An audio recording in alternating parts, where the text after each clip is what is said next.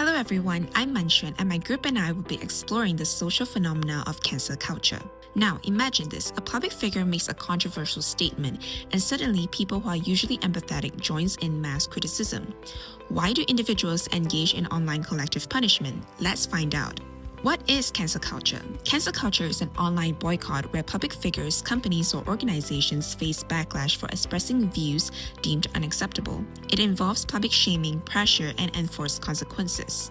With the rise of social media and online anonymity, cancellations have intensified. Public figures can experience career-ending boycotts and reputational damage simply for expressing unpopular opinions. Here are some examples of cancel culture. Firstly, we have J.K. Rowling, who experienced widespread criticism over anti-trans remarks, and Austin Lee Jia lost 1 million followers after lashing out at a customer.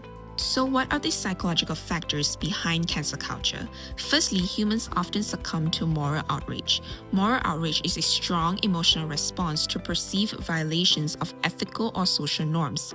We are inherently driven to punish norm violators to maintain social order and moral standards. This explains why individuals who are typically empathetic might participate in mass criticism when they feel a public figure has crossed a moral line. Secondly, online social media environments allows deindividuation to occur due to reduced personal identity, which often leads to an increase in aggression and norm-conforming behaviors. Deindividuation occurs when individuals lose a sense of self-awareness and personal responsibility in a group, often leading to uninhibited behavior. Online anonymity exacerbates this effect as users feel less accountable for their actions. Thirdly, the social identity theory explains how individuals derive their sense of selves from membership in social groups. When public figures make mistakes or express controversial views, they may be perceived as threatening the values or norms of a group. Public backlash against public figures is often driven by a need to protect and reinforce group identity. Cancel culture plays a role here as a form of social regulation where individuals cancel a person not just to hold them accountable, but also to signal loyalty to their group and reinforce the group's moral. Moreover, online environments may lead to dehumanization between public figures and the general public. People perceive others as less human when they are distant or different, leading to reduced empathy.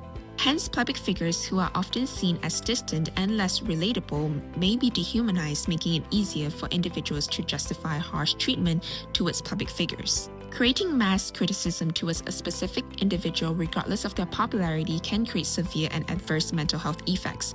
Thus, here are some ways to prevent oneself from participating in cancel culture.